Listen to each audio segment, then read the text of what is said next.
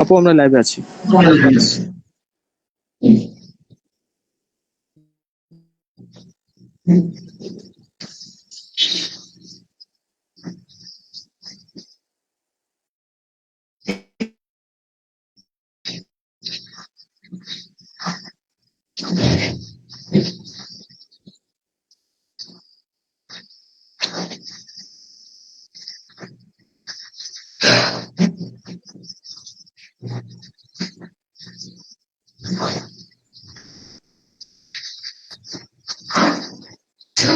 এক মিনিট একটু ওয়েট করি, মানুষজন জয়েন করুক।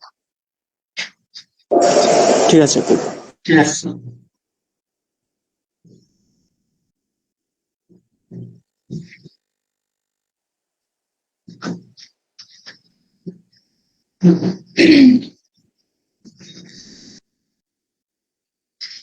আসসালামু আলাইকুম সবাইকে, আমি ডক্টর রিজা।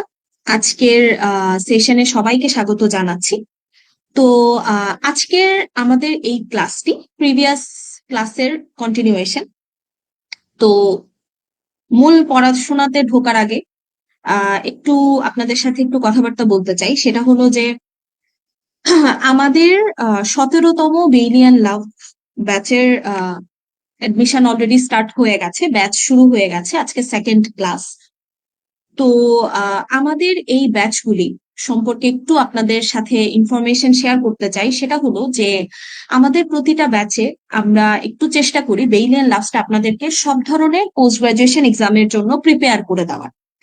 বিশেষ করে সবচাইতে বেশি ইম্পর্টেন্স যদি আমরা রেসিডেন্সি এবং এফসিপিএস এর ক্ষেত্রে রাখি, বেইলিয়ান লাভস খুবই ভালোভাবে নতুন এডিশন আয়ত্ত করে পরীক্ষায় যেতে হবে। কেননা এখন ক্লিনিক্যাল এই জিনিসগুলো খুব বেশি পরিমাণে পরীক্ষায় আসছে। এবং এফসিপিএস এর ক্ষেত্রে তো পেপার 3 বলেন, এখন অবশ্য সব একসাথে, পেপার 1, 2, 3 আলাদা করে নাই। তারপরও আপনার systemic pathology, clinical anatomy, physiology, pharmacology, microbiology সবকিছু সোললি এই একটা মাত্র বইয়ের উপরে ডিপেন্ডেন্ট। ওকে, পাশাপাশি আপনি যদি রেসিডেন্সি দিতে যান, ফ্যাকাল্টি থেকে একটা হিউজ নাম্বার আসে পরীক্ষায়। হ্যাঁ, এবং এই ফ্যাকাল্টিতে ভালো করতে গেলে, সার্জারির মানুষজনের কথা বলছি, এই ফ্যাকাল্টিতে ভালো করতে গেলে অবশ্যই আপনাকে বেইলি ভালোভাবে পড়তে হবে। ওকে, এবং বেইলি নতুন এডিশনটা ভালোভাবে আয়ত্ত করে যেতে হবে। সো আমাদের এই বেসিক যে বেইলিয়ান লাভস এর ব্যাচটা, এটা আমরা এভাবে সাজিয়েছি যে প্রতিটা টপিক পড়াতে গেলে আমরা বলে দিই যে এই অংশটুকু এফসিপিএস এর জন্য দরকার, এই অংশটুকু হচ্ছে ফ্যাকাল্টির জন্য দরকার। ওকে, এটা ডিপ্লোমা হোক বা আপনার রেসিডেন্সি হোক, ফ্যাকাল্টির জন্য দরকার। ওকে, সো খুবই খুবই ইম্পর্টেন্ট হচ্ছে এই মানে এই বইটা সম্পর্কে খুব ভালো একটা ধারণা নিয়ে যে কোনো পোস্ট গ্রাজুয়েশন এক্সাম আপনাকে পাশ করে আসতে হবে। ওকে, এবং আরেকটা কথা হলো যে এই মানে বেইলিয়ান লাভসের এই যে ক্লিনিক্যাল বুকটা আছে সার্জারির ক্ষেত্রে, সেটা হলো যে এই বইটা আসলে আপনি যেমন পোস্ট গ্রাজুয়েশন এক্সাম গুলো দিয়ে মানে এন্ট্রি করতে গেলে যেমন এই বইটা আপনাকে পড়তে হবে, ওখানে কোর্সে ঢুকে গেল, ট্রেনিং এ ঢুকে গেল, এই বইটাই আপনাকে পড়তে হবে। হ্যাঁ, তো দুটোর পড়া সমান না। এজন্য এই জিনিসটা বোঝা খুব ইম্পর্টেন্ট যে আমার এন্ট্রান্স এক্সাম গুলোর জন্য বেইলিয়ান লাভসের কোন অংশটুকু আমাকে পড়তে হবে এবং কোন অংশটুকু আমাকে বাদ দিলে হবে। সো আমাদের 17তম ব্যাচটাও আমরা এভাবেই সাজিয়েছি। প্রতিটা ক্লাসের পরে কিন্তু আমরা আপনাদেরকে এই হাইলাইট করা পিডিএফটা দিয়ে দিই এবং ক্লাসগুলো রেকর্ডেড থাকে। পাশাপাশি হচ্ছে আপনারা প্রতিটা ক্লাসের পরে এক্সাম দিয়ে নিজেদেরকে যাচাই করার সুযোগ পাবেন। এবং আমার অ্যাডভাইস থাকবে যারা এই ক্লাসগুলো রেগুলারলি লাইভ করবে এবং প্রতি ক্লাসের পড়া প্রতি ক্লাসে শেষ করে রেগুলার এক্সাম অ্যাটেন্ড করবে, তাদের জন্য অ্যাটলিস্ট এই বইটা অনেক প্যালাটেবল হয়ে যাবে। এবং এই জিনিসটা যদি একটু রেগুলারিটিস মেনটেন করে করতে পারেন, পরীক্ষা দেওয়ার আগে বুঝতে পারবেন যে এটার কতটুকু বেনিফিট। ওকে, সো খুবই খুবই ইম্পর্টেন্ট এই জিনিসটা যে আপনার বেইলিয়ান লাভসের খুব ভালো একটা বেস তৈরি করা। ওকে, আচ্ছা, এখন মূল পড়াশোনায় ঢুকে যাই। সেটা হলো যে আমাদের আজকের ক্লাসটা হচ্ছে প্রিভিয়াস ক্লাসের কন্টিনিউয়েশন। গত ক্লাসে হচ্ছে আপনাদের ডক্টর অমিত নিয়েছেন প্রথম অংশটুকু। আজকে আমরা পড়বো স্টমাক এন্ড ডিওডেনামের মানে পরবর্তী অংশটুকু আজকে আমরা শেষ করব। ওকে, তো আপনারা এই আমাদের প্রিভিয়াস ক্লাসটাও মেইন পেজেই আছে, হ্যাঁ লাইভ হিসেবে আছে, আপনারা হচ্ছে ওটা দেখে নিতে পারেন। আচ্ছা, তো যারাই আছেন আজকে ক্লাসে, ট্রাই টু পার্টিসিপেট। লাইভ ক্লাসগুলো নেওয়ার উদ্দেশ্যটা থাকে আপনারা একটু ইন্টারঅ্যাক্টিভ ওয়েতে ক্লাসগুলো করবেন। ওকে, আমার সাথে লাইভে এমনি যুক্ত আছেন, হ্যাঁ 7 জনের মতো। সো আপনারা আনমিউট হয়েও আমি কোনো কোয়েশ্চেন করলে এটার অ্যান্সার দেওয়ার ট্রাই করবেন, ভুল হলে কোনো সমস্যা নেই, এই ক্লাসের ভুলের মাধ্যমে শেখা হবে। ওকে, এবং পাশাপাশি যারা মেইন গ্রুপে লাইভ দেখছেন তারা কমেন্ট বক্সে ঝটপট অ্যান্সার করে ফেলবেন। খুবই সহজ কিছু জিনিস, এগুলো থেকে সব ধরনের পোস্ট গ্রাজুয়েশন এক্সামে কোয়েশ্চেন আসে, এবং এই চ্যাপ্টারটা খুবই খুবই খুবই ইম্পর্টেন্ট একটা চ্যাপ্টার। ওকে, তো ইতোমধ্যে আপনারা পেপটিক আলসারেশন সম্পর্কে পড়েছেন, লাস্ট ক্লাস পর্যন্ত আই থিঙ্ক আপনাদেরকে পেপটিক আলসারেশন সম্পর্কে বলা হয়েছে। তো আজকে আমরা পেপটিক আলসারের কমপ্লিকেশন দিয়ে স্টার্ট করি। ওকে, কমপ্লিকেশন দিয়ে স্টার্ট মানে peptic ulcer, perforated peptic ulcer, এই অংশটুকু দিয়ে আমরা আজকে শুরু করি। ওকে, আচ্ছা, তো পেপটিক আলসারেশন মানে আমরা সবাই জানি যে আমাদের যে স্টমাক আছে, হ্যাঁ স্টমাক আছে, বা আমাদের যে স্মল ইন্টেস্টাইনের প্রথম পার্টটুকু আছে ডিওডেনাম, এই ডিওডেনাম বা স্টমাকে হচ্ছে কি হয়, আলসারেটেড লিশন হয়। কেন হয়? কেন হয়? কারণ হচ্ছে আমরা জানি ন্যাচারালি আমাদের স্টমাকে হাইড্রোক্লোরিক অ্যাসিড সিক্রেট হয় আমাদের প্রোটিন কন্টেইনিং যে ডায়েট মানে খাবারগুলো আছে এগুলোকে ডাইজেস্ট করানোর জন্য। এখন কোনো কারণে এই অ্যাসিডটা যদি আমাদের গ্যাস্ট্রিক মিউকোসাল ব্যারিয়ার নষ্ট করে দিয়ে এই গ্যাস্ট্রিক ওয়াল, ডিওডেনাল ওয়ালটাকে ইরোশন করা স্টার্ট করে, তখনই আলসারেশন হবে, তাই তো? এখানে ক্লিনিক্যালি অনেক ইম্পর্টেন্ট কিছু কথাবার্তা বলা আছে। ওকে, যেমন পারফোরেটেড পেপটিক আলসার, এখন আসলে ইদানিং কালে, আগে কালে হচ্ছে আপনার পেপটিক আলসারেশন ডায়েটারি হ্যাবিটের জন্য মানুষজনের অনেক বেশি হতো। এখন যদিও এটার ইনসিডেন্স কিছুটা কমে এসেছে কারণ অ্যান্টি আলসারেন্টের ইউজের জন্য, হ্যাঁ, কিন্তু পারফোরেটেড পেপটিক আলসারের পরিমাণটা এখানে এখন বলছে যে ইনক্রিজিং, বিশেষ করে কোন গ্রুপের মানুষজনের ক্ষেত্রে, এল্ডারলি ফিমেল পেশেন্টদের ক্ষেত্রে। এল্ডারলি ফিমেল পেশেন্টদের ক্ষেত্রে ওয়াই? ওয়াই? কারণ হচ্ছে যে একটা এই জিনিসগুলো একটু মনে রাখবেন। যেমন একটা ফিমেল পার্সন যখন মোটামুটি ধরেন ম্যানোপোজে চলে যায়, হ্যাঁ ম্যানোপোজে যাওয়ার পরে এই পেশেন্টের কিন্তু আস্তে আস্তে কি হয়, বিভিন্ন ধরনের ভেজোমোটর সিমটম দেখা যায়, পেশেন্টের উইকনেস ডেভেলপ করে। আমরা জানি যে বোনসের অস্টিওক্লাস্টিক অ্যাক্টিভিটি বেড়ে যায়, তাই না? অস্টিওক্লাস্টিক অ্যাক্টিভিটি বেড়ে যায়, বোন ইরোশন হওয়া স্টার্ট হয়। তো তখন পেশেন্টের কি হয়, খুব কমনলি অস্টিওপোরোসিস হয়, তাই না? অস্টিওপোরোসিস হয়, পেশেন্টের হচ্ছে জয়েন্ট পেইন থাকে, আর্থ্রাইটিসের ব্যথা থাকে বেশি। এই পেইনগুলির জন্য পেশেন্ট তখন খুব ফ্রিকুয়েন্টলি এনএসএআইড খায়, হ্যাঁ এনএসএআইড খায়, পেইন কিলার। হ্যাঁ, এবং এই পেইন কিলার গুলো উইদাউট এনি অ্যান্টি আলসারেন্ট খাওয়ার কারণে পেশেন্টদের দেখা যায় এইটাই বেসিক্যালি যে পেপটিক আলসারেশনের পারফোরেশনের জন্য দায়ী। এই পেশেন্টের ডায়েটারি হ্যাবিটের জন্য অলরেডি ধরেন পেপটিক আলসার পারসিস্ট করছে, স্পাইসি ফুড খায়, পেরিফেরি মানে গ্রামে গঞ্জের মানুষজন হচ্ছে স্পাইসি ফুড, হ্যাঁ অয়েলি ফুড, স্পাইসি ফুড এগুলি খাচ্ছে, তার ডায়েট ঠিক না, তো পেপটিক আলসার অলরেডি আছে। হ্যাঁ, পাশাপাশি হচ্ছে খুব ফ্রিকোয়েন্টলি সে পেন কিলার নিচ্ছে। হুম, এগুলি আলটিমেটলি পারফোরেশনের জন্য দায়ী। সো এই জিনিসটা খুব ইম্পর্টেন্ট যে কোন গ্রুপের মানুষের ক্ষেত্রে কমনলি হয়, এটা আপনাদের এমসিকিউ স্ট্যাম্প। ওকে, এটা হচ্ছে আপনাদের এমসিকিউ স্ট্যাম্প। হ্যাঁ, এমসিকিউ স্ট্যাম্প এটা হচ্ছে রেসিডেন্সি বা এফসিপিএস যে কোনোটার ক্ষেত্রে এমসিকিউ স্ট্যাম্প, যে কাদের ক্ষেত্রে এই পারফোরেটেড পেপটিক আলসারেশনটা কমন, সেটা হচ্ছে এল্ডারলি ফিমেল পেশেন্টদের ক্ষেত্রে।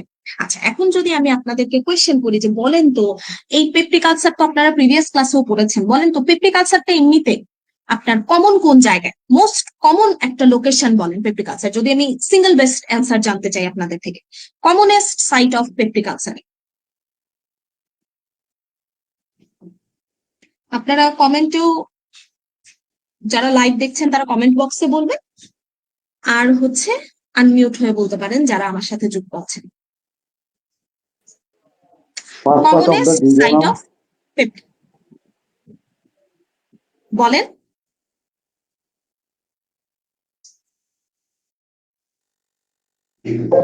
একজন তো duodenum, বলেছেন, বলেন, ভুল হলে সমস্যা নেই, আমি বারবার বলছি। হ্যাঁ বলেন।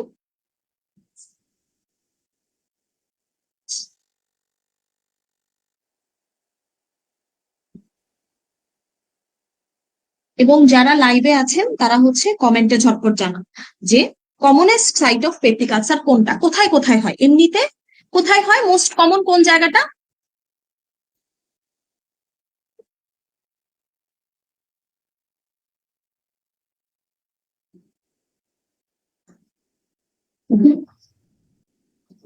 ডিওডেনামে, তাই না?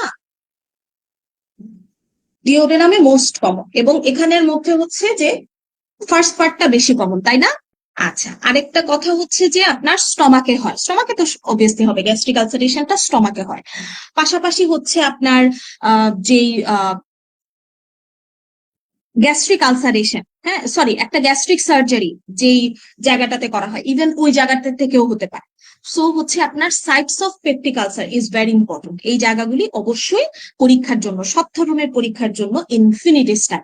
এবং এই কোয়েশ্চেনটা মোস্ট কমনলি আপনার ক্লিনিক্যাল সিস্টেমিক প্যাথো এবং ক্লিনিক্যাল অ্যানাটমি, এই দুইটা জায়গায় আসে, sites of peptic ulcer disease. Okay, আচ্ছা, এখন আমরা চলে আসি যে এই পারফোরেটেড পেপটিক আলসারের আপনার হচ্ছে ক্লিনিক্যাল ফিচার্স কি থাকে। এটার আগে আমরা দুটো এসবিএ জানবো, এখন রেসিডেন্সিতেও এসবিএ আছে, এফসিপিএস এও এসবিএ আছে। এফসিপিএস এ তো আর এসবিএ এর পরিমাণ দিন দিন বেড়েই চলেছে, কিন্তু রেসিডেন্সিতেও এখন এসবিএ স্টার্ট হয়ে গিয়েছে। সো আমরা আগে দুটো জিনিস জানবো, এই যে পারফোরেটেড পেপটিক আলসার, তাই না? পারফোরেটেড পেপটিক আলসার বলতে আমরা জানি দুইটা ভ্যারাইটি, হয় এটা হবে ডিওডেনাল আলসার, আদারওয়াইজ এটা হবে কি গ্যাস্ট্রিক আলসার। এখন পারফোরেটেড পেপটিক আলসার মানে ওখান থেকে ব্লিডিং হচ্ছে, ব্লিডিং হচ্ছে, ধরলাম আমরা ব্লিডিং পেপটিক আলসার বা রাপচার পেপটিক আলসার। এখন আমাকে আপনারা ঝটপট বলেন তো দেখি, যে ডিওডেনাল আলসার, রাপচার্ড ডিওডেনাল আলসারের ক্ষেত্রে সোর্স অফ ব্লিডিং কোন আর্টারি, আর রাপচার্ড গ্যাস্ট্রিক আলসারের ক্ষেত্রে সোর্স অফ ব্লিডিং কোন আর্টারি? ইনফিনিটি স্টার এগুলো। ওকে, বলেন। আপনারা হচ্ছে কমেন্টেও লিখতে পারেন যদি জানা থাকে।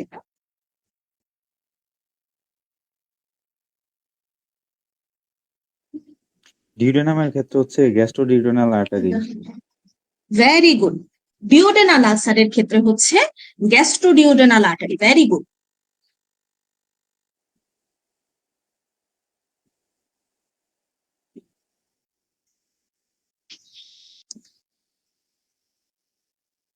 গ্যাস্ট্রোডিওডেনাল আর্টারি, ভেরি গুড। আচ্ছা, এখন বলেন গ্যাস্ট্রিক আলসারেশনের ক্ষেত্রে most commonest source of bleeding, gastric ulcer, এটা থেকে মানে ব্লিডিংটা কোন জায়গাটা থেকে হয় মোস্ট কমনলি? বলেন। Lesser curvature. আর্টারি নাম বলেন। হ্যাঁ, আপনার এই জিনিসটা ঠিক আছে যে আমরা সাধারণত স্টমাক পড়তে গেলে বলি না anatomically lesser curvature, greater curvature, তাই তো? লেজার কার্ভেচারে আলসারেশনটা অনেক কমন, আর গ্রেটার কার্ভেচারের দিকে কার্সিনোমাটা কম। হ্যাঁ, আপনার এই থিমটা ঠিক। আমি হচ্ছে যে জানতে চাচ্ছি এখন একটা ব্লিডিং গ্যাস্ট্রিক আলসার, মানে পারফোরেটেড গ্যাস্ট্রিক আলসার ব্লিডিং হচ্ছে, এই হ্যামোরেজের সোর্সটা কি? হ্যাঁ, ভেরি গুড, ভেরি গুড। হ্যাঁ, left gastric artery, very good. Okay, এই দুটো সুন্দর করে আমরা করে নিব, এগুলি হচ্ছে এসবি। ওকে, ওকে, এখন চলে আসি তাহলে একটা পারফোরেটেড পেপটিক আলসার, এটা হচ্ছে একিউট অ্যাবডোমিনাইটিস, তাই না? Surgical emergency. এখন হচ্ছে যে ক্লাসিক্যাল প্রেজেন্টেশন কেমন থাকবে? খুব বেশি ব্যথা, পেশেন্টের পেটে হাত দেওয়া যাচ্ছে না, বোর্ড লাইক ডিজিটিটি, শক্ত হয়ে আছে পেট, বমি হচ্ছে, হ্যাঁ, তারপরে জ্বর চলে আসছে, এবং তীব্র পেটে ব্যথা, এটাই সবচেয়ে ইম্পর্টেন্ট। পুরো পেট জুড়ে তীব্র ব্যথা, হঠাৎ করে এই ব্যথাটা স্টার্ট হলো। ওকে, হঠাৎ করে এই ব্যথাটা স্টার্ট হয়ে গেল। এখন হচ্ছে যে, এবং এ ধরনের পেশেন্ট কিন্তু খুব তাড়াতাড়ি শকে চলে যায়, এ ধরনের পেশেন্ট কিন্তু খুব তাড়াতাড়ি ডিটেরিওরেট করে। এখন আমি যদি আপনাদের কাছে জানতে চাই যে একটা পারফোরেটেড পেপটিক আলসারের পেশেন্ট কি ধরনের শকে যেতে পারে,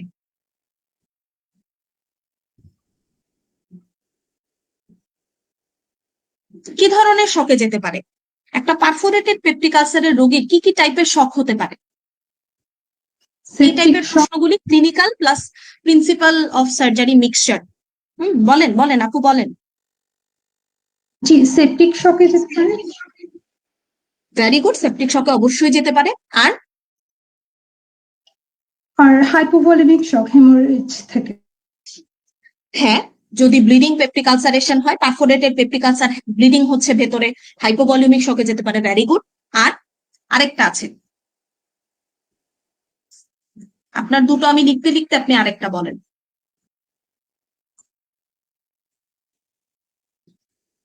দেখি কে বলতে পারে, আপনারা কমেন্টেও জানাতে পারেন সমস্যা যদি দুটো শক।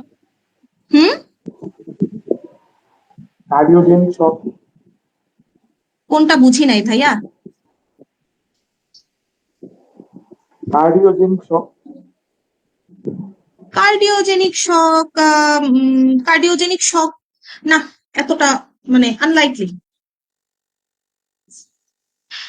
আরেকটু সহজ করে দিব, পেশেন্টের তো অনেক পেইন, পেটে হাত দেওয়া যাচ্ছে না, প্রচুর পেইন, জেনারেলাইজড অ্যাবডোমিনাল পেইন, শ্বাস নিতে পারছে না, পেশেন্ট বলছে যে আমার শ্বাস নিতে সমস্যা হচ্ছে, এত ব্যথা, ব্যথার জন্য একটা শক হতে পারে। তো জানা আছে কারো?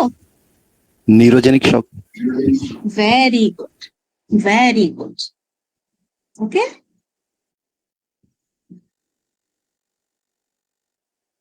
Neurogenic shock, very good. হ্যাঁ, খুবই ভালো। এখন আরেকটা কথা যদি আমি আপনাদের কাছে জিজ্ঞেস করি যে এই তিনটার মধ্যে what will be the cause of death? ডেথের কজ কি কারণে একটা পেশেন্টের, ধরেন এই পারফোরেটেড পেপটিক আলসারের পেশেন্ট কোলাপস করে গেল, কজ কি হতে পারে?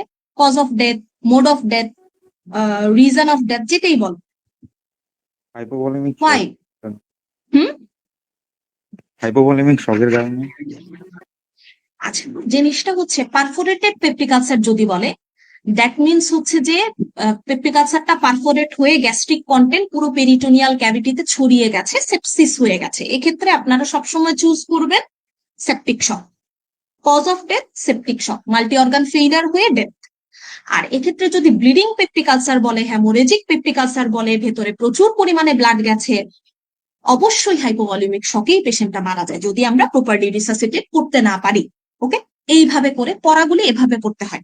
হ্যাঁ, পোস্ট গ্রাজুয়েশনের এক্সামের পড়াগুলি এভাবে পড়তে হবে। আপনার ডেইলিটা শুধু রিডিং দিয়ে গেলে হবে না, বা শুধু মানে A to Z চ্যাপ্টারটা দেখে গেলে হবে না, আপনাকে বুঝতে হবে যে এই জায়গাটা থেকে আমার কোয়েশ্চেন কিরকম হতে পারে। সো আমরা আপনাদেরকে আমাদের ক্লাসগুলোর মাধ্যমে সাহায্য করব এইভাবে কোয়েশ্চেন গুলি পড়িয়ে দেওয়া। ওকে, আচ্ছা, তাহলে এই একটা জিনিস পড়ে নিলাম আমরা। তারপরে এগুলি খুবই সহজ জিনিস, কি কি হয় এগুলি থেকে তেমন একটা আসে। এখন আসি আমরা ইনভেস্টিগেশন। ইনভেস্টিগেশনের ক্ষেত্রে অনেক ধরনের প্রশ্ন হতে পারে, এমসিকিউ হতে পারে। দেখেন, নর্মালি আমরা জানি, আমরা একটা পারফোরেটেড পেপটিক আলসারের পেশেন্টের আমার চয়েস অফ ইনভেস্টিগেশন কি হবে। কোয়েশ্চেনটা হচ্ছে what will be my first choice, choice of investigation কি হবে বলেন, আমি চুজ করব কোনটা? অলওয়েজ এক্সরে, তাই না? এক্সরে চুজ করবো, অ্যাবডোমিনাল এক্সরে চুজ করবো, that will be my choice of an investigation. Okay, এটাই আমার first choice.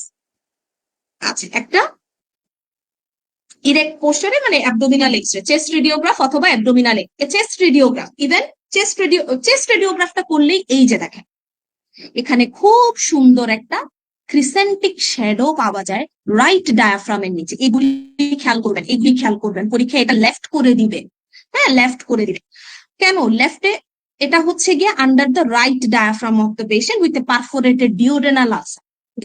Perforated duodenal ulcer, gastric আলসারেশনের ক্ষেত্রে সাধারণত এটা তো লেফটে থাকে, ফান্ডিক গ্যাসটা হচ্ছে লেফট সাইডে, ওই জায়গায় আপনি লেফটে খুঁজবেন।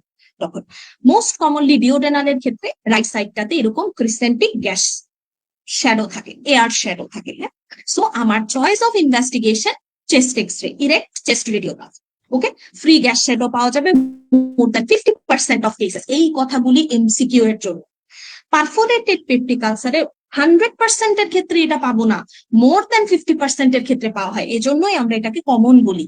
হ্যাঁ, কমন বলি। ওকে, সো আমার কাছে যদি জানতে চাই এসবিএ তে আমি কোনটা চুজ করব, চয়েস অফ ইনভেস্টিগেশন, এক্ষেত্রে হচ্ছে আমি ইরেক্ট চেস্ট রেডিওগ্রাফ চুজ করব।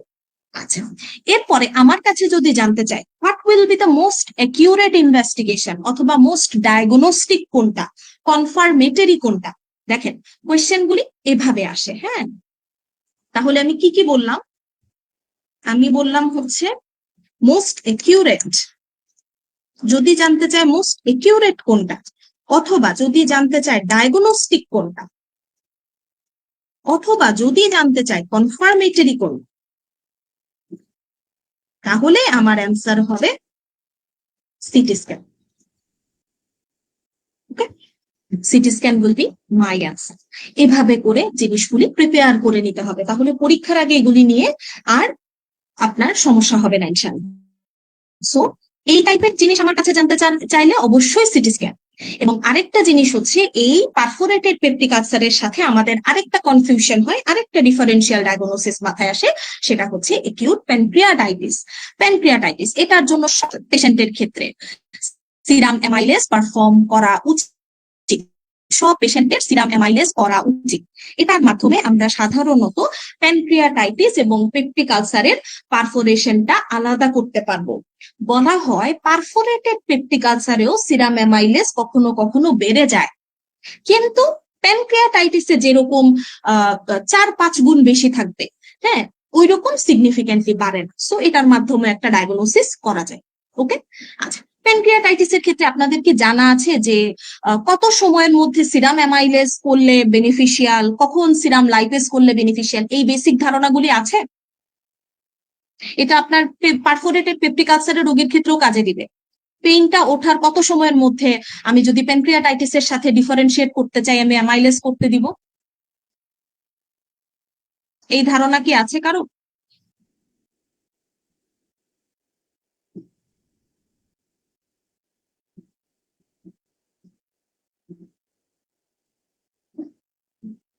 48 আওয়ার্স, তাই না? 48 আওয়ার্স পেইন ওঠার 48 আওয়ার্স এর মধ্যে সিরাম অ্যামাইলেজ করলে ওইটা যদি প্যানক্রিয়াটাইটিস হয় হাইলি সিগনিফিকেন্টলি রেইজড থাকবে।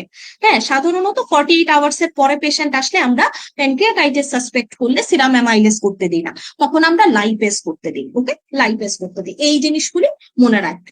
আচ্ছা, তাহলে আমাদের ইনভেস্টিগেশন গেল। তাহলে চয়েস জিজ্ঞেস করলে একটা, কনফার্মেটরি জিজ্ঞেস করলে আরেকটা অ্যান্সার। ভালো কথা। এখন চলে আসি আমরা ট্রিটমেন্ট প্ল্যান। ট্রিটমেন্টটা আমাদের ওরকম লাগে না, এই টাইপের কোয়েশ্চেন এখান থেকে আসে না। তবে আমরা যদি পেপটিক আলসারের একটা স্টেমে দিয়ে দেয় যে ট্রিটমেন্ট রিলেটেড কোনো কিছু সহজ জিনিস, একিউট অ্যাবডোমেনের ম্যানেজমেন্টটা আমরা করি, পেশেন্টটাকে এনপিও রাখি, ফ্লুইড দেই, হ্যাঁ ফ্লুইড দেই, এবং আমরা ওটির জন্য প্রিপেয়ার করি। মোট কথা যদি হ্যামোরেজিক হয়, কারণ আমাদের আগে ব্লিডিং বন্ধ করতে হবে, ওকে, ট্রানএক্সামিক অ্যাসিড দেই, এই জিনিসগুলো আমরা হচ্ছে প্রথমে রিসাসিটেট করে দেন হলো ল্যাপারোটমি করে ওটা ফিক্স করে দিই। সো এখান থেকে আমার তেমন একটা দরকার নেই। আচ্ছা, এরপরে আমরা চলে আসি হেমাটেমেসিস and melaena. হেমাটেমেসিস and melaena, okay, হেমাটেমেসিস R melaena কোনটা কি জিনিস বলতে পারবেন? হেমাটেমেসিস কি জিনিস, হেমোপটাইসিস কি জিনিস, মেলানা কি জিনিস? একটু কারো আইডিয়া থাকলে একটু বলেন তো আনমিউট হয়ে। হেমাটেমেসিস হচ্ছে ভমিটিং আউট অফ ব্লাড, আর হচ্ছে Very good. হেমোপ্টাইসিস হচ্ছে কাফিং আউট অফ ব্লাড, আর Very মেলানা good. হচ্ছে ব্ল্যাক টেরি স্টুল। হ্যাঁ, ভেরি গুড। মানে আমাদের বমির সাথে যদি রক্ত আসে দ্যাট ইজ হেমাটেমেসিস, কাশির সাথে কফের সাথে যদি স্পুটামের সাথে যদি ব্লাড আসে দ্যাট ইজ হেমোপটাইসিস। আর মেলানাটা হচ্ছে ব্লাডি স্টুল, ব্ল্যাক কালারের ব্লাডি স্টুল, মানে স্টুলের সাথে ব্লাড মিক্স। এখন আপনার হলো যে এই হেমাটেমেসিস বা মেলানা, এই জিনিসগুলির মাধ্যমে আমরা বুঝি যে আমাদের জিআই হ্যামোরেজ, গ্যাস্ট্রোইন্টেস্টাইনাল ট্র্যাক্টের কোনো জায়গা থেকে ব্লিডিং হচ্ছে, এবং মোস্ট কমনলি আপার। হ্যাঁ, তো এই জিনিসগুলি খুব ইম্পর্টেন্ট। এখন ইনফিনিটি স্টার এই জায়গাটা, এই টেবিলটা মুখস্থ করতে গেলে আমাদের এই জিনিসটা একটু বুঝতে হবে যে আমি কিভাবে পড়বো এই টেবিলটা। যে কোনো একটা টেবিল পড়ার নিয়ম আছে, কারণ কোয়েশ্চেন গুলি কোন প্যাটার্নে হয়। লাইক দেখেন এখানের মধ্যে এটা হচ্ছে আলসার ইরোশন, আর এই হলো আমার বাকি কিছু কজ। কিসের কজ? আপার জিআই ব্লিডিং এর, আপার গ্যাস্ট্রোইন্টেস্টাইনাল ব্লিডিং এর সোর্স। আমাকে পার্সেন্টেজ মুখস্থ করতে হবে না, কিন্তু এখান থেকে এসবিএ আসে। কিরকম? আপনার কাছে জানতে চাইতে পারে most commonest source of upper GI bleeding. আপনার এই বক্সটা দেখে কি মনে হচ্ছে কমনেস্ট সোর্স কি হতে পারে? Ulcer. Commonest source of upper GI bleeding যদি জানতে চাই, বক্সটা দেখে আপনারা কি অ্যান্সার করবেন বলেন তো? ইউরেনাল আলসার। হ্যাঁ, ভেরি গুড, আলসার। হ্যাঁ, এখানের মধ্যে আমাদের এই ব্লিডিং এর সোর্স অনেক কিছু। এটা আলসার থেকে হতে পারে, এটা ইরোশন থেকে হতে পারে, ম্যালোরিউইস টিয়ার, ইসোফেজিয়াল ভ্যারিসেস। হ্যাঁ, ইসোফেজিয়াল ভ্যারিসেস টিউমার অথবা ভাস্কুলার কোনো লিশন। তবে আমার কাছে যদি এসবিএ জানতে চায়, মোস্ট কমন হচ্ছে আলসার। মোস্ট কমন হচ্ছে আলসার। আলসার থেকে ব্লিডিংটা বেশি হয়। আরো যদি স্পেসিফিক করে জানতে চায় কোন আলসার, অবশ্যই পারফোরেটেড ডিওডেনাল আলসার। ওকে, সো এইভাবে করে জিনিসগুলি পড়বেন। ইরোশনের ক্ষেত্রে ইসোফেজিয়াল ইরোশনটা সবার আগে আসে। সো এই জিনিসটা একটু মনে রাখবেন। হ্যাঁ, ইরোশনের ক্ষেত্রে ইসোফেজিয়াল ইরোশন থেকে একটা ভালো অ্যামাউন্টের ব্লাড যায়। এই জিনিসগুলো ইম্পর্টেন্ট। দেন আরেকটা আসে হচ্ছে ম্যানোরিউইস টিয়ার। এটা হয় কি, গ্যাস্ট্রো ইসোফেজিয়াল জাংশনের ওই সাইডটাতে পেশেন্টের হচ্ছে এরকম ছোট ছোট লঙ্গিচুডিনাল টিয়ার হয় এবং ওখান থেকে বমির সাথে রক্ত আসে। তো ম্যানোরিউইস টিয়ারে হিউজ অ্যামাউন্টের ব্লিডিং হয় না, হালকা হালকা রক্ত আসে। ওখানে আসলে ওই যে ফোর্সড ভমিটিং করতে গেলে, খুব জোরে ফোর্সফুলি ভমিটিং করতে গেলে অনেক সময় অনেকের ম্যালোরিউইস টিয়ার হয়ে যায়। ওই গ্যাস্ট্রোইসোফেজিয়াল জাংশনে এরকম ছোট ছোট টিয়ার হয়ে ওখান থেকে কিছুটা ব্লাড বমির সাথে চলে আসে। এটা থেকে ব্লিডিং হতে পারে। ইসোফেজিয়াল ভ্যারিসেস, ওটার সাথে আমরা সবাই পরিচিত। পোর্টাল হাইপারটেনশন যাদের থাকে তাদের ক্ষেত্রে হচ্ছে যে এরকম varices, lower part of the ইসোফেগাসে ভ্যারিক্স তৈরি হয়, এখান থেকে এটা রাপচার হয়ে ব্লাড বের হয়। ওকে, টিউমার ভাস্কুলার লিশন, হ্যাঁ, এখান থেকেও হতে পারে। সো এই জিনিসগুলি খুবই খুবই ইম্পর্টেন্ট। এই বক্সটা এভাবে পড়তে হবে। হ্যাঁ, এখান থেকে দুটো এসবি আসে পরীক্ষা। আচ্ছা, এরপরে চলে আসি। এখানের মধ্যে একটা কথা জাস্ট বলা যে আমরা তো রিসাসিটেট করছি, ভালো কথা, যে আপার জিআই ব্লিডিং এর পেশেন্টকে আমাদের হেমোরেজ অফ করতে হবে। এটার জন্য পেশেন্ট যাতে হাইপোভলিউমিক শকে না যায়, এটা হচ্ছে আমাদের মেইন মোটো। আমরা পেশেন্টটাকে রিসাসিটেট করছি। এখন কতটুকু পরিমাণ ব্লাড গেলে অবশ্যই ব্লাড দিতে হবে? মোর দেন 30%, মোর দেন 30% ভলিউম লস। এই জিনিসটা মনে রাখবেন, এমসিকিউ সেমে পেয়ে যেতে পারেন ইনশাআল্লাহ। ওকে, সো আপনাকে খুঁজে বের করতে হবে কোন জায়গাগুলি প্রিপেয়ার করবেন আপনি পোস্ট গ্রাজুয়েশন এক্সামের জন্য। হ্যাঁ, এরপরে আরেকটা জিনিস একটু বলি, সেটা হচ্ছে যে আচ্ছা, এগুলি সম্পর্কে শেষ আমাদের পড়াশোনা। সার্জিক্যাল এগুলি আমাদের কোনো প্রয়োজন নাই। আচ্ছা, এখানের মধ্যে দুটো জিনিস একটু বলি আমি আপনাদেরকে, এগুলি একটু রিডিং দেওয়ার জিনিস। কিন্তু স্ট্রেস আলসার দেখেন, স্ট্রেস আলসার হচ্ছে যাদের মেজর ইনজুরি অর ইলনেস আছে। হ্যাঁ, ইভেন যারা মেজর ডিপ্রেসিভ ডিসঅর্ডারের একটা পেশেন্ট, খুব স্ট্রেসফুল কন্ডিশনে থাকে এমন একটা রোগী, কিন্তু আলসারেশন হতে পারে। বেশি বেশি হাইড্রোক্লোরিক অ্যাসিড সিক্রেট হয়ে আলসারেশন হতে পারে। That is called the stress ulcer. কাদের ক্ষেত্রে হয়? মেজর ইনজুরি, যাদের মেজর ইলনেস আছে, মেজর সার্জারি হলো, মেজর কোনো কোমরবিডিটি আছে, দীর্ঘদিনের কোমরবিডিটি, দীর্ঘদিন থেকে হতাশাগ্রস্ত, তাদের ক্ষেত্রে এই খুব কমনলি স্ট্রেস আলসারেশন হতে পারে। আরো দুটো জিনিস আমি একটু জিজ্ঞেস করতে চাই আপনাদেরকে। সেটা হলো যে একটা সেরেব্রোভাস্কুলার অ্যাক্সিডেন্টের পেশেন্ট, হ্যাঁ, সিভিএ, স্ট্রোককে তো আর এখন আমরা স্ট্রোক বলি না, দ্যাট ইজ কল্ড ব্রড টার্মে সেরেব্রোভাস্কুলার অ্যাক্সিডেন্ট বা সেরেব্রোভাস্কুলার ডিজিজ। একটা সিভিয়ার পেশেন্ট, হ্যাঁ, একটা সিভিয়ার পেশেন্টের ক্ষেত্রে কি ধরনের আলসার হতে পারে, আর একটা বার্নের পেশেন্টের ক্ষেত্রে কি ধরনের আলসার হতে পারে, কারো জানা আছে কিনা বলেন? দুটো এসবিএ ইনশাল্লাহ কমন পেয়ে যাবেন। আপনারা কমেন্টও বলতে পারেন যারা লাইভ দেখছেন, জানা আছে কারো?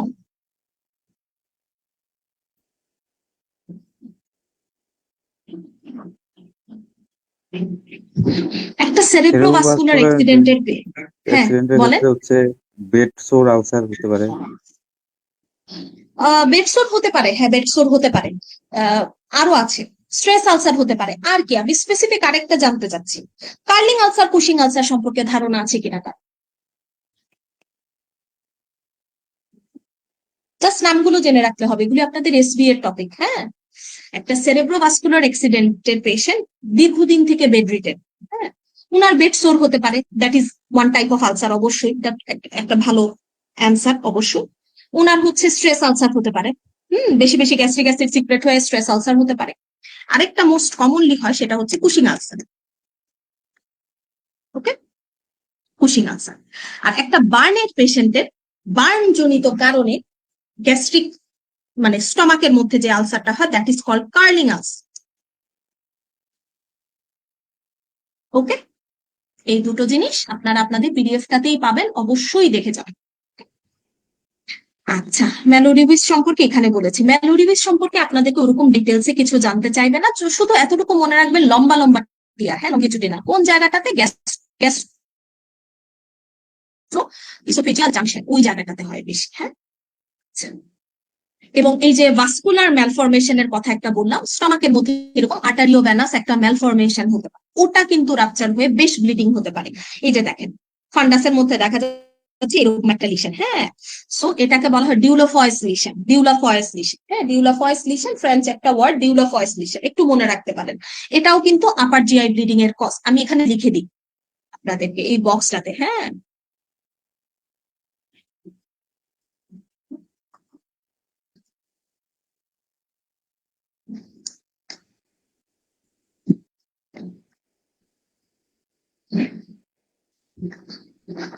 ওকে, ভাস্কুলার লিশন না বলে এটা তুলে দিতে পারে, ওকে, এটা মনে রাখবেন। ঠিক আছে, পরে চলে আসি, এখান থেকে আর কিছু লাগবে না। গ্যাস্ট্রিক আউটলেট অবস্ট্রাকশন, সহজ কথা।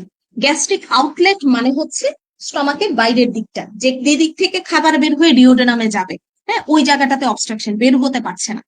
এখন ওই জায়গাটাতে অবস্ট্রাকশনের রিজন দুইটা খুব কমন, দুইটা রিজন আমরা মনে রাখবো। একটা হচ্ছে পাইলোরিক স্টেনোসিস, পাইলোরিক স্টেনোসিস, স্টমাকের একদম শেষের পার্টটাকে আমরা পাইলোরাস বলি, তাই না? পাইলোরাস, টিউবাল যে স্ট্রাকচারটা পাইলোরাস, ওই জায়গাটা ন্যারো হয়ে গেল, ওই জায়গাটা ন্যারো হয়ে গেছে, পাইলোরিক স্টেনোসিস, হ্যাঁ।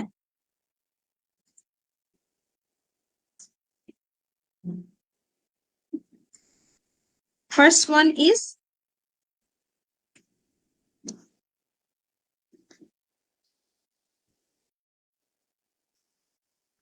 এটা কনজেনিটালি বেশি কমনলি পাওয়া যায়, হ্যাঁ। এবং সেকেন্ড ওয়ান গ্যাস্ট্রিক কার্সিনোমা, এখানে যদি বড় একটা টিউমার মাস থাকে, এটা একটা অবস্ট্রাকশন ক্রিয়েট করবে, এটাই স্বাভাবিক, তাই না? গ্যাস্ট্রিক কার্সিনোমা, ওকে, এটা হচ্ছে আমার মোস্ট কমন দুইটা কজ, এগুলি আমরা মনে রাখবো।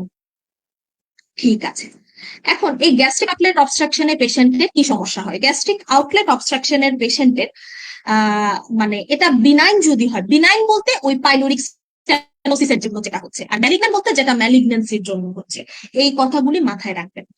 বিনাইন রোগীদের কি হয় সমস্যা? পেশেন্টের হচ্ছে পেট জুড়ে ব্যথা থাকে, পেটটা ফুলে ফেপে থাকে, ডিসকমফোর্ট থাকে।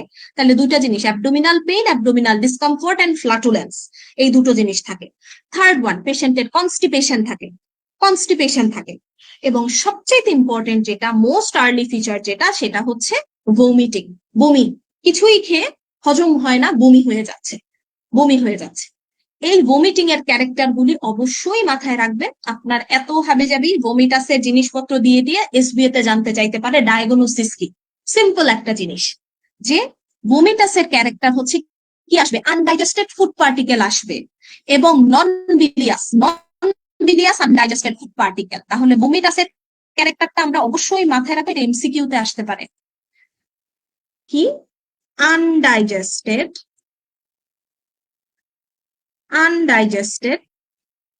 নন বিলিয়াস, কথাটা এমন, হ্যাঁ, নন বিলিয়াস ভমিটাস, নন বিলিয়াস ভমিটাস, আনডাইজেস্টেড নন বিলিয়াস ভমিটাস, হ্যাঁ, ফুড পার্টিকেল আসবে নন বিলিয়াস।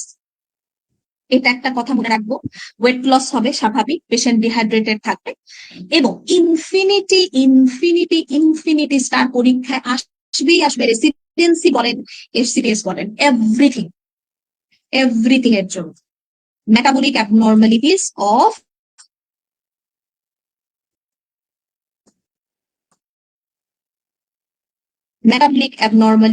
of gastric outlet obstruction. Metabolic abnormalities কি কি হয়? সহজ কথা, পেশেন্ট ডিহাইড্রেটেড, অনেক বমি করেছে, সব ইলেকট্রোলাইট বের হয়ে যাচ্ছে, ওকে, সব ইলেকট্রোলাইট বের হয়ে যাচ্ছে। একদম সহজে আমরা কয়েকটা কথা মনে রাখবো, সেটা হচ্ছে যে কি কি। এক নম্বরে হচ্ছে ডিহাইড্রেশনের জন্য পেশেন্টের কি হয়, সব বের হয়ে যায়, হাইপোন্যাট্রিমিয়া থাকে, তাই না? পেশেন্টের হাইপোক্যালিমিয়া থাকে, পেশেন্টের হাইপোক্লোরেমিয়া থাকে, ক্লোরাইডও বের হয়ে চলে যায়, ক্লোরেমিয়া থাকে, হ্যাঁ, তারপরে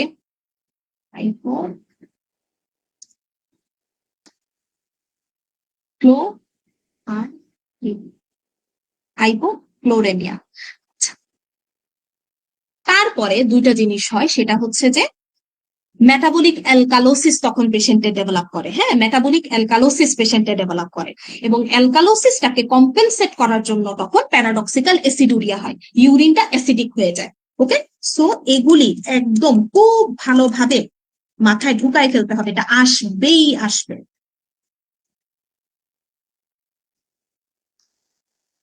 প্যারাডক্সিক্যাল অ্যাসিডুরিয়া, এই যে কথাগুলি আমি বললাম এগুলি একদম মাথার মধ্যে গেঁথে নিতে হবে। হ্যাঁ, এটা আমি ব্লু কালার করে দিই। ওকে, এই হচ্ছে আপনার মেটাবলিক অ্যাবনর্মালিটিস, ইনফিনিটি স্টার এই জায়গাটা। ওকে, ঠিক আছে।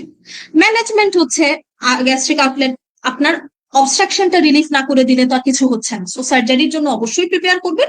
এর আগে পেশেন্টটাকে হচ্ছে সব ধরনের সাপ্লিমেন্ট দিবেন, বায়োকেমিক্যাল অ্যাবনর্মালিটিস কারেক্ট করবেন, দেন সার্জারির জন্য প্রিপেয়ার করবেন। এই হচ্ছে কথা। সো আমার গ্যাস্ট্রিক আউটলেট অবস্ট্রাকশন থেকে কি জানতে হবে? আমার হচ্ছে তার ক্লিনিক্যাল ফিচার গুলি জানতে হবে, আমার হচ্ছে কেন গ্যাস্ট্রিক আউটলেট অবস্ট্রাকশন হতে পারে দুটো কজ মাথায় ঢুকায় ফেলতে হবে, এবং থার্ড ওয়ান হচ্ছে মেটাবলিক অ্যাবনর্মালিটিস জানতে হবে। এতটুকু সব ধরনের পোস্ট গ্রাজুয়েশন এক্সামের জন্য মোর দ্যান এনাফ। ওকে, ঠিক আছে। পরে চলে আসি গ্যাস্ট্রিক কার্সিনোমা। গ্যাস্ট্রিক কার্সিনোমা, এখন আমাকে একটু বলেন তো দেখি, সবকিছুর আগে আমি এটা নিয়ে পড়াশোনা করার আগে যদি আমি আপনাদের কাছে জানতে চাই যে হিস্টোলজিক্যাল টাইপ কি গ্যাস্ট্রিক কার্সিনোমা, হিস্টোলজিক্যালি কি টাইপের কার্সিনোমা, অ্যান্সার কি হবে? অ্যাডিনোকার্সিনোমা। Very good, adenocarcinoma. এই জিনিসগুলি সহজ না, এগুলি এসপিএ তে আসে। হিস্টোলজিক্যালি ইট ইজ এ এডিনোকার্সিনোমা, কারণ আমরা জানি যে কোনো ধরনের গ্ল্যান্ড যেগুলিতে সিম্পল কলামনার এপিথেলিয়াম থাকে ওখান থেকে কি হয়, এডিনোকার্সিনোমা, তাই না?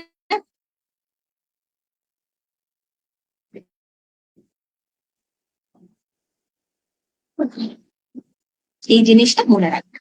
ওকে ভাই, গ্যাস্ট্রিক কার্সিনোমার ক্ষেত্রে আমার কিছু জিনিস পড়তে হবে, যেমন এটা হচ্ছে বেসিক্যালি লো লো ইকোনমিক স্ট্যাটাসের জন্য মানে হতে পারে। দেখেন, it is one of the most common causes of cancer to death, common causes of cancer. এটার কিন্তু মর্টালিটি রেট হাই, এটা মনে রাখতে হবে। আচ্ছা, তারপরে হলো যে মাল্টিফ্যাক্টোরিয়াল মাল্টিফ্যাক্টোরিয়াল কারণে হতে পারে। এখন মোস্ট কমনলি যেটা দায়ী সেটা হচ্ছে হেলিকোব্যাক্টার পাইলোরি। তবে এখানে একটা কথা বলা আছে যেটা আপনাদের পরীক্ষার জন্য এমসিকিউ স্টেমের জন্য খুব ইম্পর্টেন্ট। হেলিকোব্যাক্টার পাইলোরি এই গ্যাস্ট্রিক কার্সিনোমার জন্য আমরা 1 নম্বরে চিন্তা করব, অবশ্যই 1 নম্বরে চিন্তা করব। তবে হ্যাঁ, গ্যাস্ট্রিক কার্সিনোমার ক্ষেত্রে আমরা দুইটা টাইপ আছে, হিস্টোলজিক্যালি আরো অনেক টাইপ আছে, কিন্তু দুইটা হচ্ছে মোস্ট কমনলি যেটা করি আমরা, যে প্রক্সিমাল, ডিস্টাল। হ্যাঁ, যে টিউমারের মাসটা, ক্যান্সার মাসটা প্রক্সিমালি থাকলে দ্যাট ইজ প্রক্সিমাল ক্যান্সার, আর ডিস্টালি থাকলে ডিস্টাল ক্যান্সার। এই হেলিকোব্যাক্টার পাইলোরিটা মোস্ট কমনলি ডিস্টালি লিশনটা করে, ডিস্টালি কার্সিনোমা জন্য তাই, নট প্রক্সিমাল। এই কথাটা একদম মাথায় ঢুকায় ফেলতে হবে। ওকে, আর্লি যে কোনো কার্সিনোমার প্রোগ্রেস রেট ভালো, সো এটা থেকে আলাদা করে কিছু আমার জানা লাগছে না। গ্যাস্ট্রিক কার্সিনোমাকে আমরা আরো 2 ভাগে ভাগ করতে পারি। Intestinal variety, diffuse variety. Diffuse ভ্যারাইটিটা বাজে, diffuse variety has worse prognosis. এই কথাগুলি মাথায় ঢুকায় ফেলতে হবে। এখন পর্যন্ত কি কি বললাম দেখেন, কমনেস্ট কজ, কারণ এটা হচ্ছে মর্টালিটি রেট হাই। 2 নাম্বার কথা বললাম মাল্টিফ্যাক্টোরিয়াল রিজন। 3 নাম্বার কথা বললাম আমি এটার জন্য মেইনলি দায়ী হেলিকোব্যাক্টার পাইলোরি, তবে ডিস্টাল ক্যান্সার করে, নট প্রক্সিমাল। আর কি বললাম, 2টা ভ্যারাইটি আছে, ইন্টেস্টাইনাল এন্ড ডিফিউজ কার্সিনোমা। এর মধ্যে খারাপ কোনটার প্রগনোসিস? Diffuse carcinoma. আচ্ছা, স্প্রেডিং এর ক্ষেত্রে আসছি, সামনে দিয়ে স্প্রেডিংটা একটু ইলাবোরেটলি করতে হবে, অসংখ্য এসপি আছে। আচ্ছা, তাহলে এটা করে ফেললাম আমরা। এখন দেখেন, প্রি ক্যান্সারাস কন্ডিশন, সব জায়গার কার্সিনোমার ক্ষেত্রে আপনার অবশ্যই এর আগে প্রি ক্যান্সারাস কন্ডিশন গুলি জানতে হবে। যেমন পার্নিশিয়াস এনিমিয়া। পার্নিশিয়াস এনিমিয়া কি জিনিস কারো জানা আছে? হোয়াট ইজ পার্নিশিয়াস এনিমিয়া, মানে কি সমস্যাটা থাকে পার্নিশিয়াসে? কারো কি জানা আছে কিনা?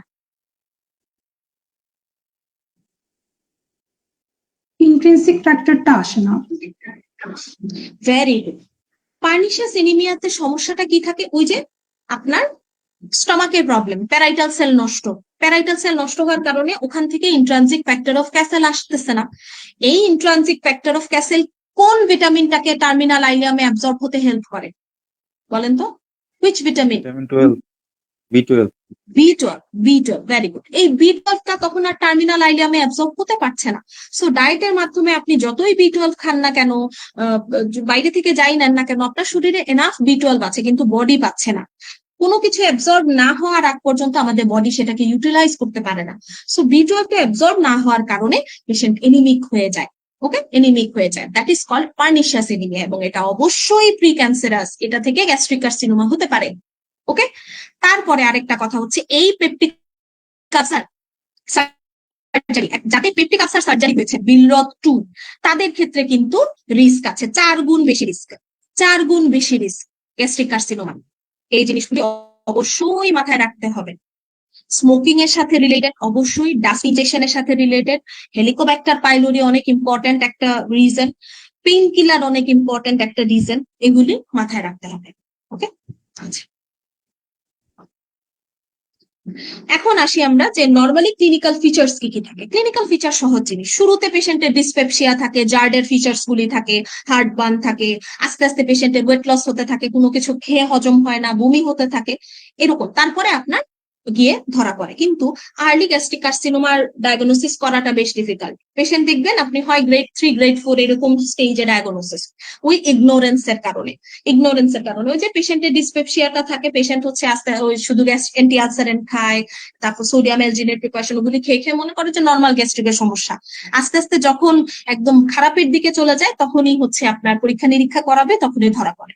হ্যাঁ, সো এই জিনিসগুলি হচ্ছে ইম্পর্টেন্ট জিনিস। ওকে, আচ্ছা, এখন এখান থেকে সিমটম গুলি পড়ানোর উদ্দেশ্য হচ্ছে আপনার কাছে যদি এসপিএ তে জানতে চায় কমনেস্ট সিমটম কি, তাহলে মনে রাখবেন ডিসপেপসিয়া। ডিসপেপসিয়াটাই মোস্ট কমন, এটাই আর্লি আসে, এটাই থাকে পারসিস্টেন্টলি। হ্যাঁ, আচ্ছা, এখন হচ্ছে যে আমরা non metastatic effects of malignancy are seen, যেমন এই পেশেন্টদের অনেক সময় থ্রোম্বোফ্লেবাইটিস হয়ে যেতে পারে, ভেইন গুলোতে ইনফ্লামেশন হয়ে যায়, এটাকে আমরা বলি ট্রসিউস সাইন।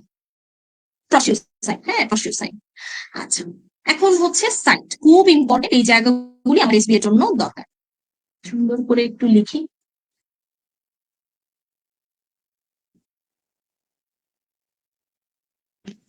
আমার এসবি এর জন্য লাগবে।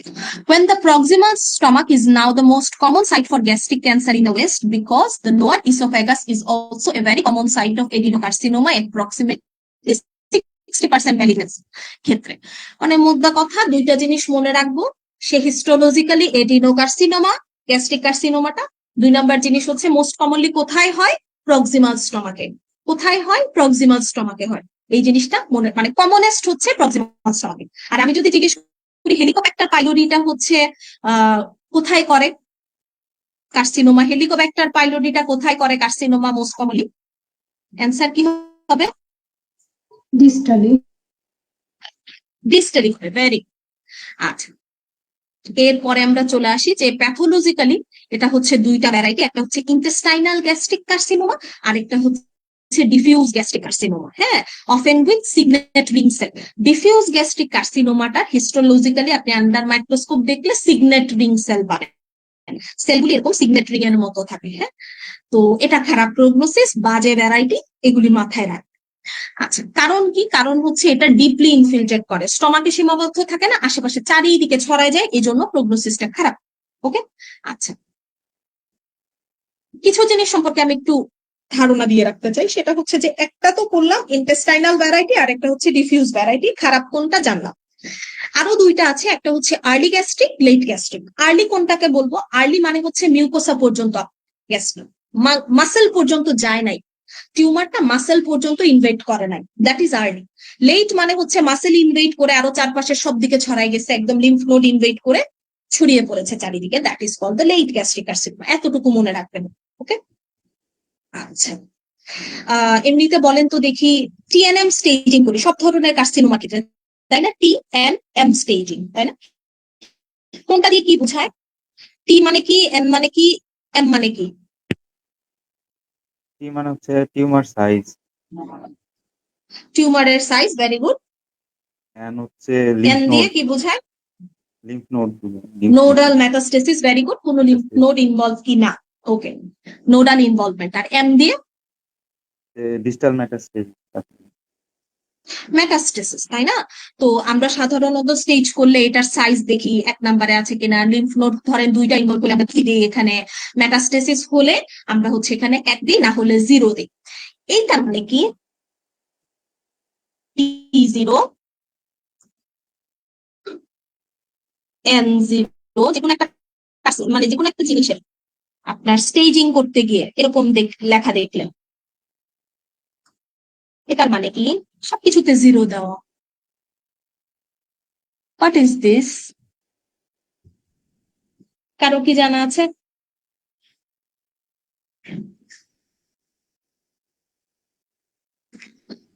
এটা এই নামটার সাথে পরিচিত?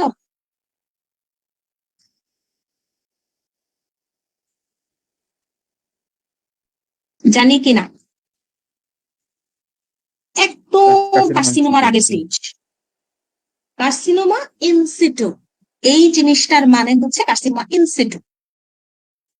এই জিনিসটা অবশ্যই মাথায় রাখবে, ঠিক আছে? বেসিক একটা জিনিস বলে দেব। ওকে ফাইন, এখন আমরা চলে আসি গ্যাস্ট্রিক কার্সিনোমা। এখানে আমি কিছু জিনিস বলি, সেটা হচ্ছে আপনারা এটার সাথে জেনারেল প্যাথোর মিল পাবেন। হ্যাঁ, যেমন আপনার কার্সিনোমা রিলেটেড পড়াশোনা নিওপ্লাসিয়াতে অবশ্যই করবেন। দেখেন, একটা ভাইরাস এখানের মধ্যে গ্যাস্ট্রিক ক্যান্সারের সাথে পেতে পারেন, that is Epstein Barr virus. Epstein Barr virus, okay? একটা gene associated most commonly BRCA2। এটা মোস্ট কমনলি কোন কার্সিনোমা জিন? কোন কার্সিনোমাতে এই জিনে মিউটেশন হয় মোস্ট কমনলি? BRCA2। বলেন তো, কারো জানা আছে? Breast carcinoma. Very good, breast carcinoma. আমরা জানি BRCA1, 2 এগুলি হচ্ছে ব্রেস্ট কার্সিনোমাতে মিউটেশন হয়, ওভারিয়ান কার্সিনোমাতে মিউটেশন হয়। আরেকটা জিনিস কি জানতে পারলাম? BRCA2 is also associated with gastric carcinoma. এইগুলি জেনারেল প্যাথোর সাথে কম্বাইন করে দিবে আপনাদেরকে, ওকে? ওকে ফাইন, এরপরে আমরা চলে আসি স্প্রেডিং। এটার অনেক রুটে স্প্রেড হয়, অনেক জায়গায় মেটাস্টেসিস হয়, খুব ইম্পর্টেন্ট এগুলি। একটা হলো ডিরেক্টলি স্প্রেড হয়ে যেতে পারে এবং মোস্ট কমনলি তার আশেপাশের অর্গানগুলিকে সে ধরে, লাইক প্যানক্রিয়াস আছে, তার সাথে কোলন আছে, লিভার আছে, এগুলিকে ধরে। ভালো কথা। লিমফ্যাটিক স্প্রেড, হ্যাঁ, লিমফ্যাটিক স্প্রেড হচ্ছে মোস্ট কমনলি কার্সিনোমা গুলি আমরা জানি কি লিম্ফ নোডের মাধ্যমে ছড়ায়, আর সার্কোমা গুলি ব্লাডের মাধ্যমে ছড়ায়। আচ্ছা, তো লিমফ্যাটিক স্প্রেডটা অনেক কমন। এমনও অনেক পেশেন্ট পাওয়া যায় যাদের হচ্ছে আপনার কাছে কি কমপ্লেন নিয়ে আসছে? বেশ কয়েকদিন থেকে খাবার দাবার কিছু খেলে হজম হয় না, পেট ভরা ভরা লাগে, বুকে জ্বালা পোড়া করে, গলা জ্বলে, ঢেকুর ওঠে, যতদিন যাচ্ছে ওজন কমতে কমতে, আমি কিছু না খেতে খেতে আমার ওজন একদম কমে যাচ্ছে, অনেক দুর্বলতা। এখন কেন আসছেন বাবা এই সমস্যা নিয়ে? হ্যাঁ, এই সমস্যাগুলো তো আছেই, পাশাপাশি আমার একটু বাম দিকটাতে একটা চাকা লাগতেছে হাতে, বাম দিকে চাকা। হ্যাঁ, বাম দিকে চাকা।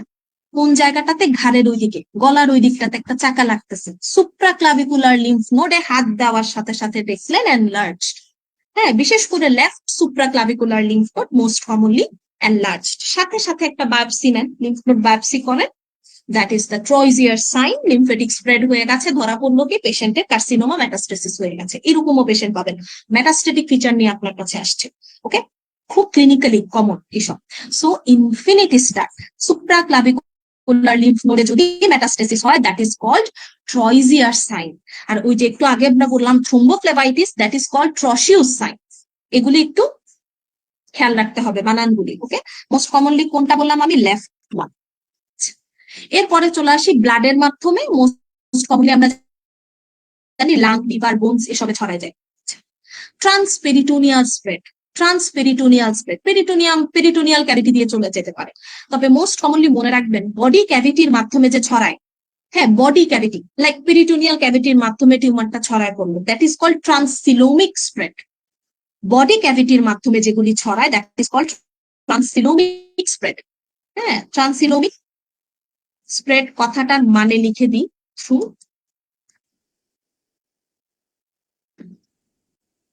Body cavity, through body cavity, এটা একটু মাথায় রাখবেন। ওকে, আচ্ছা, এখন এই ট্রান্সসিলোমিক স্প্রেডটা দুই সাইডের বাইল্যাটারাল ওভারিতে ছড়া যায়। ইনফিনিটি স্টার, বাইল্যাটারাল, এই কথাটা মনে রাখতে হবে, বাইল্যাটারাল পরীক্ষায় তুলে দেয়, দুই সাইডের ওভারিতে ছড়ায় যায়। বাইল্যাটারাল ওভারিতে এই মেটাস্টেটিক ডিপোজিট চলে যেতে পারে, that is called Krukenberg's tumour. Krukenberg's tumour, infinity star এটা। ওকে, এটা অ্যাবডোমিনাল ক্যাভিটিতে আম্বিলিকাসের চারিদিকে লিম্ফ নোডে ছড়ায় যেতে পারে, ওটাকে বলা হয় sister Mary Joseph nodule. Even এই মেটাস্টেটিক ডিপোজিট রেকটামে পাওয়া যেতে পারে, এটাকে কি বলে কারো জানা আছে? গ্যাস্ট্রিক কার্সিনোমার মেটাস্টেটিক ডিপোজিট যদি আমরা রেকটামে পাই, এই সাইনটাকে কি বলে কারো জানা আছে? ব্লুমার্স শেলফ। ওকে, ব্লুমার্স শেলফ। যদি এক্সিলারি লিম্ফ নোডে পাই, এক্সিলারি লিম্ফ নোড এনলার্জ হয়ে গেছে, পেশেন্টের আছে স্টোমাকে ক্যান্সার, মেটাস্টেসিস হয়ে ওটা এক্সিলারি লিম্ফ নোডও এনলার্জ পাওয়া যাচ্ছে, ব্রেস্টে আপনি কোনো কিছু খুঁজে পান না, এক্সিলারি লিম্ফ নোড এনলার্জ, ওইদিকে পেশেন্ট গ্যাস্ট্রিক কার্সিনোমার পেশেন্ট, মাথায় রাখতে হবে ডিপোজিশন এসে, মেটাস্টেটিক ডিপোজিট এসে এক্সিলাতে জমা হয়েছে, মানে এক্সিলারি লিম্ফ নোডে জমা হয়েছে। এক্সিলারি লিম্ফ নোড যদি ইনভলভ হয় এক্ষেত্রে এটাকে কি বলে জানেন? Irish lymph node. এগুলি লিখে রাখেন, আইরিশ লিম্ফ নোড, তখন এটাকে বলে আইরিশ লিম্ফ নোড। ওকে, তাহলে অনেকগুলি বলে ফেললাম। একসাথে কেউ আমাকে একটু বলেন তো দেখি, তাহলে এই গ্যাস্ট্রিক কার্সিনোমার মেটাস্টেটিক ডিপোজিট যদি আমি দুই সাইডের ওভারিতে পাই, এটাকে কি বলবো? বলেন কেউ একজন। Krukenberg's tumour. Krukenberg's tumour, very good. আমি যদি আম্বিলিকাসে পাই, আম্বিলিকাসের চারিদিকে যদি পাই, এটাকে কি বলবো? Sister Joseph nodule. Very, sister Joseph nodule. আচ্ছা, আমি যদি হচ্ছে আপনার লেফট সুপ্রাক্লাভিকুলার গ্ল্যান্ডে মেটাস্টেটিক ডিপোজিট পাই, কি বলবো এটাকে, এই সাইনটাকে? Troisier's sign. Troisier sign, very good. আমি যদি রেকটামে পাই, এটাকে কি বলবো? রেকটামে পাওয়া হচ্ছে Blumer's shelf. Blumer's shelf, very good. যদি এক্সিলারি লিম্ফ নোডে মেটাস্টেটিক ডিপোজিট পাই, কি বলবো? Irish lymph node. Irish lymph node, very good. শেষ, আর কিছু বাকি থাকে না এখান থেকে। হ্যাঁ, সব পড়া হয়ে গেছে। আচ্ছা, আর আরেকটা জিনিস একটু মনে রাখবেন যে আমরা হচ্ছে সার্জারির আগে যে কেমোথেরাপিটা দিই, ওটাকে আমরা নিও অ্যাডজুভ্যান্ট কেমোথেরাপি বলি। ক্যান্সারের সাইজটা, ক্যান্সারাস মাসটাকে সাইজে ছোট করে নিয়ে আসার জন্য, শ্রিঙ্ক করানোর জন্য। সার্জারি পরে যেটা দিই সেটা হচ্ছে অ্যাডজুভ্যান্ট কেমোথেরাপি। ওকে, অ্যাডজুভ্যান্ট কেমোথেরাপি, এই দুটা কথা একটু মনে রাখতে হবে। ঠিক আছে, আর কিছু এখান থেকে আমাদের কোনো কিছুরই দরকার নেই। এরপরে আমরা চলে আসি, অনেকগুলি অপশন আছে, রেডিওথেরাপি দেওয়া যায়, কেমোথেরাপি দেওয়া যায়। আচ্ছা, এটা একটু দেখবেন, সেটা হচ্ছে গ্যাস্ট্রোইন্টেস্টাইনাল স্ট্রোমাল টিউমার্স। এটাও হচ্ছে পুরোটা গ্যাস্ট্রোইন্টেস্টাইনাল ট্র্যাক্ট থেকেই, যে কোনো জায়গা থেকে আপনি পেতে পারেন, কিন্তু 50% পাওয়া যায় স্টমাকে। ওকে, 50% পাওয়া যায় স্টমাকে। এটা আমার এসবি এর অ্যান্সার। আপনার কাছে যদি জানতে চায় commonest site of GIST, commonest site of GIST, তাহলে আমার অ্যান্সার হবে স্টমাক।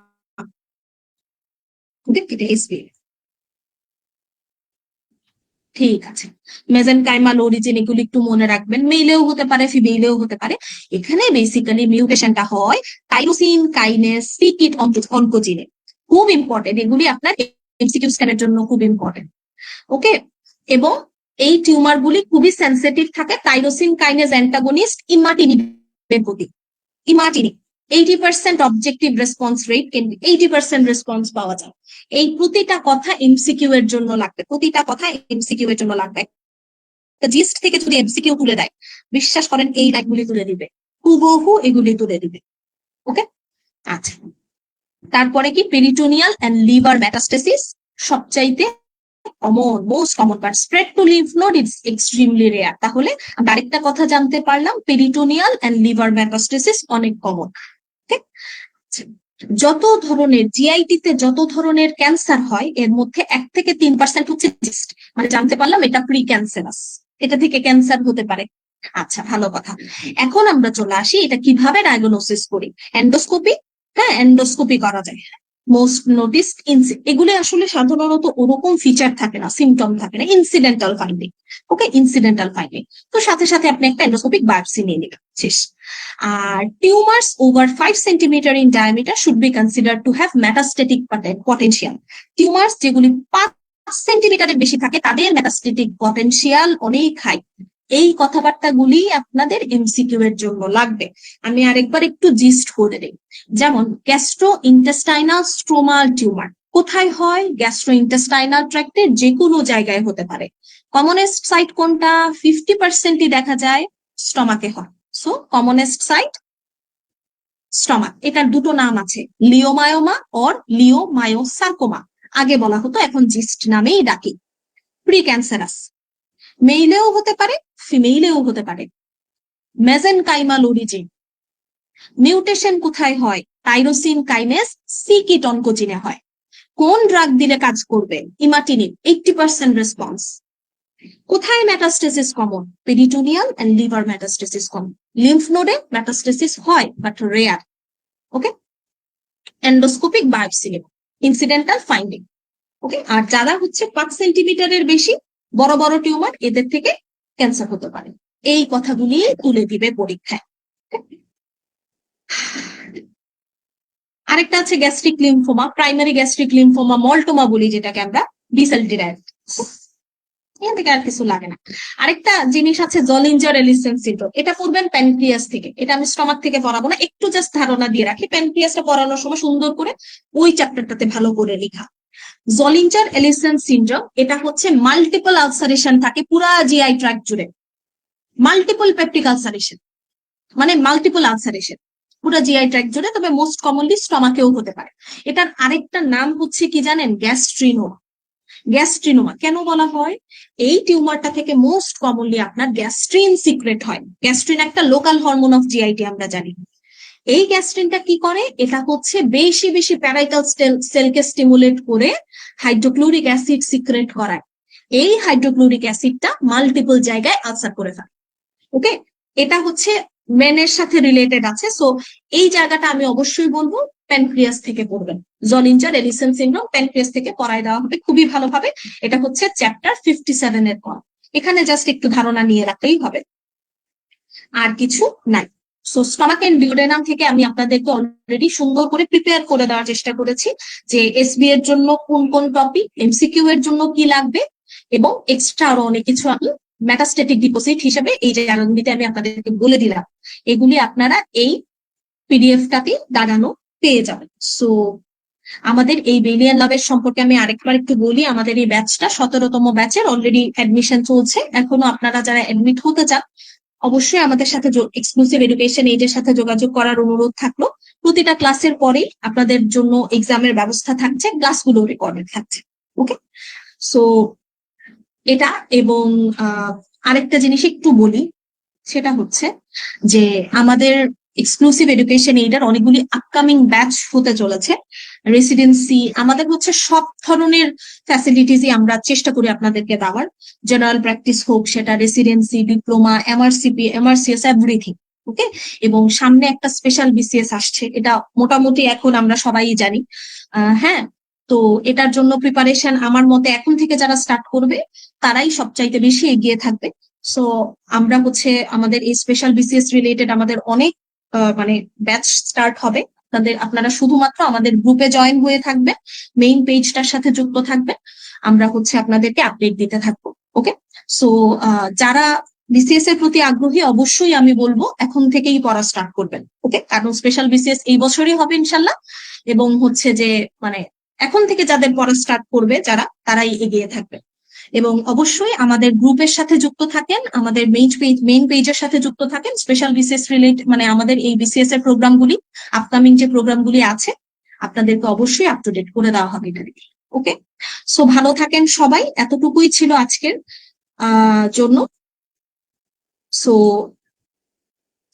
আপনাদের মধ্যে যারা এখনো আমাদের 17th ব্যাচে অ্যাডমিট হতে চান বেলিয়ান লাভস এর, অবশ্যই এক্সক্লুসিভের সাথে যোগাযোগ করবেন। ওকে, আর যারা অ্যাডমিটেড আছেন তাদের যদি কোনো সমস্যা থাকে কোনো কিছুতে, অবশ্যই মেসেঞ্জার যে গ্রুপটাতে আপনাদেরকে অ্যাড করে নেওয়া আছে, করতে গেলে যদি কোনো টপিকে প্রবলেম ফিল করেন আপনারা আমাকে একটু মেনশন করে দিয়ে কোয়েশ্চেনটা করবেন, ইনশাল্লাহ অ্যান্সার করে দেওয়ার চেষ্টা করবেন। ওকে, সো ভালো থাকেন সবাই। আচ্ছা, এখানে কেউ কিছু বলেছেন কিনা? ওকে, তাহলে ভালো থাকেন সবাই। আসসালামু আলাইকুম।